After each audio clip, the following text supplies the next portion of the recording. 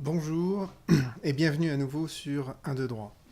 Dans une précédente vidéo, j'avais évoqué la question de l'identification d'un avertissement.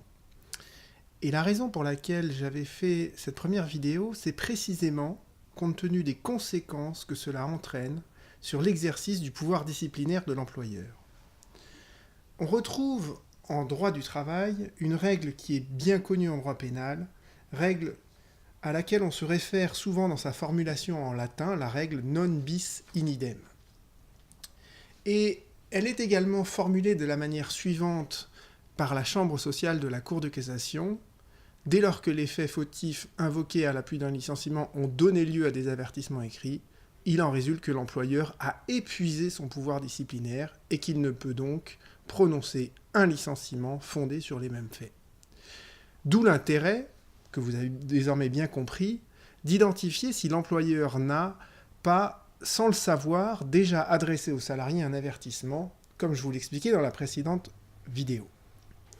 Mais, à travers l'attendu de principe que je viens d'évoquer à présent, on voit déjà transparaître l'exception à ce principe, en l'absence de nouveaux griefs. Et cette expression... Cette exception, elle est formulée de la manière suivante dans d'autres arrêts de la Cour de cassation. Aucun fait fautif ne peut donner lieu à des poursuites disciplinaires au-delà d'un délai de 2 mois, ça c'est la règle de prescription.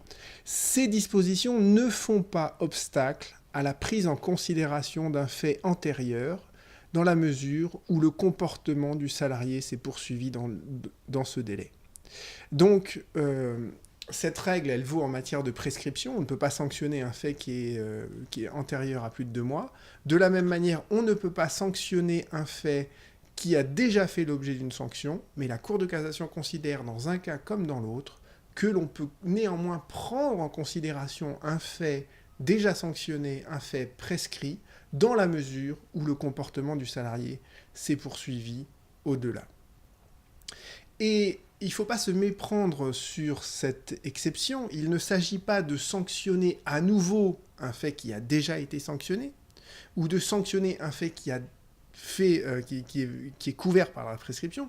Il s'agit simplement de prendre en considération ces faits. Autrement dit, il s'agit d'apprécier les nouveaux manquements du salarié à l'aune des faits antérieurs. Je prends un exemple.